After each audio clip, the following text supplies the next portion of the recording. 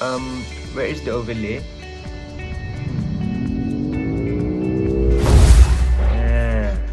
Oh, I should be there.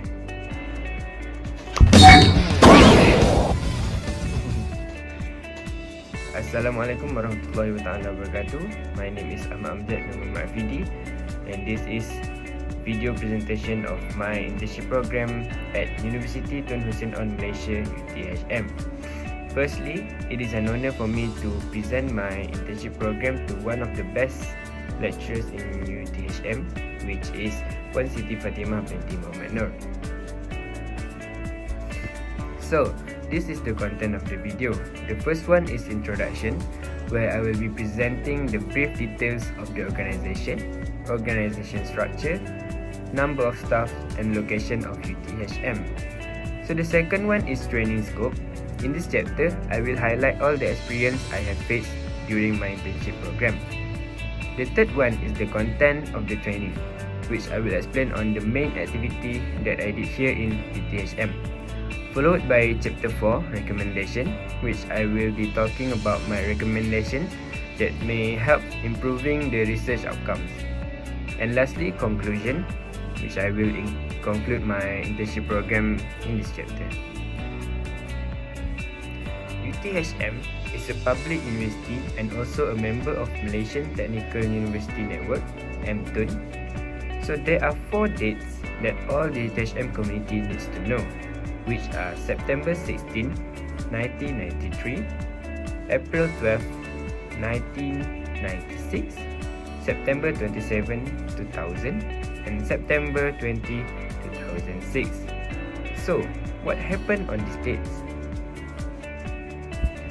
So, on September 16, 1993, the university was established with the name of Pusat Latihan Staff Polytechnic, PLSP. So the main objective of this institution is to train and produce knowledgeable and competitive polytechnic academic staffs in the engineering field. On April 12, 1996, PLSP has been upgraded to Technology Institute Tun Hussein On, ITO, which was officially announced by Datuk Sri Muhammad Najib bin Tun Abdul Razak, who was the Minister of Education during that time. So on September 27, 2000, the Malaysian government agreed to grant the institute a university college status and had changed the name to College University Technology Tun Hussein On, Kuito. And lastly, on September 20, in the year of 2006, the Malaysian government awarded the institute the full university status. Since that, the name of the institute changed to University Tun Hussein On Malaysia, UTHM. Today, UTHM have 2 campuses. The main campus is located in Batu Pahat, Johor, Malaysia. The second campus is located in Pagoh, Johor, Malaysia. So there were more than 15,344 students enrolled in UTHM as of 2016. UTHM is famous of engineering courses and continue to produce skillful, knowledgeable, and competitive graduates. This is in line with the tagline of the university, UTHM produces professionals.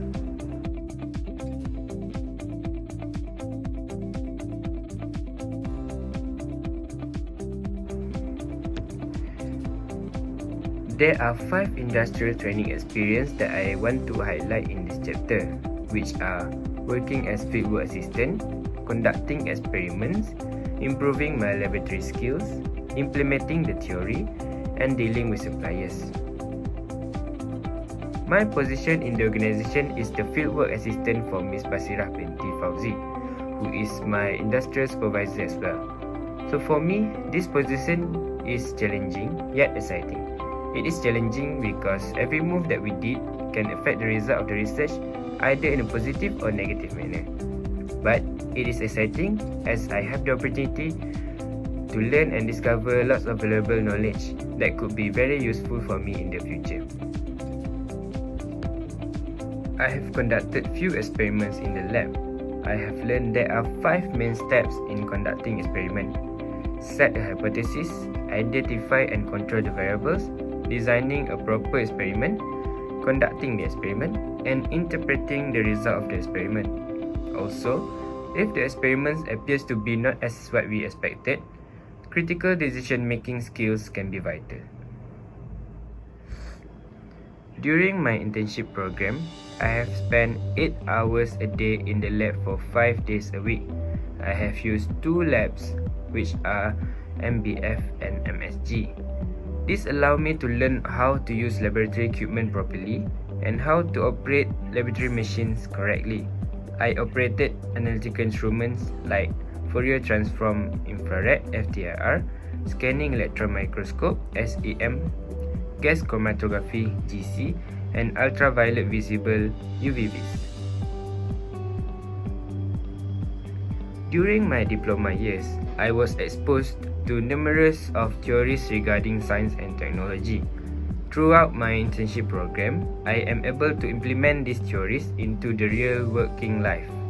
This allows me to apply my knowledge in the research and helps me to understand the research more deeply, thus generating ideas that can magnify the efficiency of the research and obtaining the desired result. I was assigned to deal with BT Science Sdn Bhd, a company that supplies research products from laboratory equipment to chemicals. Also, I learned on how to buy microbes from overseas. We bought microbes from Riken Bioresource Research Center, which is a Japanese company that supply microbes. I learned that in order for us to receive the microbes from the courier, we need to own a permit. So we apply the permit through Business Licensing Electronic Support System (BLES). The main activity of my internship program is developing block copolymer pervaporation membrane. Firstly, I will explain on why we need to produce the membrane and where will we apply the produced membrane. Butanol is a renewable biofuel that is very competitive for use in internal combustion engines, as butanol has a higher energy density and lower vapor pressure than ethanol, which makes it more desirable as a blending agent of fuel. One way of producing butanol is by fermentation process, using a type of microbes named Clostridium acetobutylicum. However, this fermentation process also produces acetic acid as the side product. Acetic acid is considered as an inhibitor in this process as it can harm and kills the microbes, thus negatively affecting the production of butanol. In order to magnify the production of butanol in the most optimal operational condition, the acetic acid must be separated from butanol. Thus, evaporation process is suggested. The recovery of product butanol via evaporation process using PDMS-B pen membrane is proposed to remove the inhibitor, which is acetic acid, from the liquid mixtures. For the development of block copolymer evaporation membrane, let's focus on the TV screen here. So, in order to produce the PDMS-B pen membrane, 3 solutions need to be prepared, which are PDMS-based solution, pen-based solution, and ammonium cerium 4 nitrate solution as the catalyst. These 3 solutions will then be mixed and stirred together conditionally. So the first one is PDMS-based solution. To prepare this solution, we will use 4 chemicals, which are polydimethyl siloxane (PDMS), heptane as the solvent, tetraethyl orthosilicate (TIOS) as the crosslinker, and dibutyltin dilaurate (DBTDL) as the catalyst.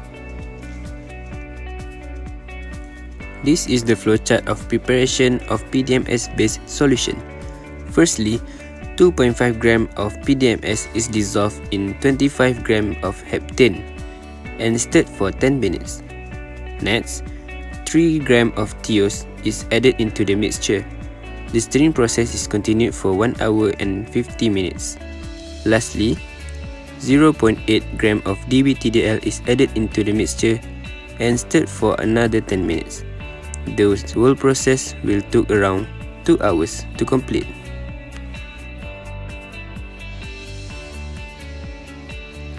The second solution is pen-based solution. Two chemicals were involved in the making of the pen-based solution, which are pen and 1-methyl-2-pyrrolidone as the solvent. This is the flowchart of pen-based solution preparation. Firstly, weigh 8 grams of pen powder, and then stir and heat 100 ml of 1-methyl-2-pyrrolidone. Lastly, add the pen powder little by little into the solvent while stirred at 80 degrees Celsius. The pen powder were added little by little to avoid agglomeration. Lastly, ammonium cerium 4-nitrate solution. 1 gram of ammonium cerium 4-nitrate is dissolved in 100 ml of 1-methyl-2-pyrrolidone.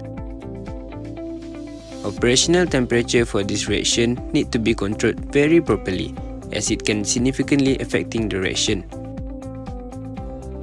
Once all three solutions are ready, we will mix all three solutions with the ratio of 1 PDMS to 1 pen to 10 ammonium cerium 4-nitrate.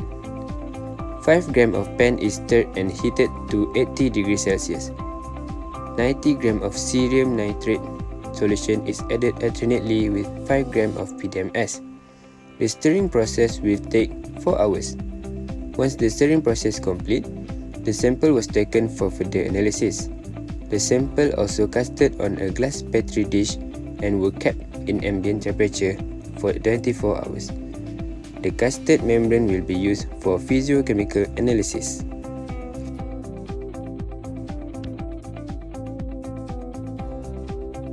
My first recommendation is the glassware cleaning. Laboratory glassware like beaker, measuring cylinder, and conical flask need to be properly cleaned. Chemicals can leave stains on the surface of this glassware. In the research, PDMS, polydimethylsiloxane, were used. PDMS will leave on an oily stains on the beaker surface that is very difficult to remove, even after we wash several times with the soaps. So my suggestion is Decoin 90.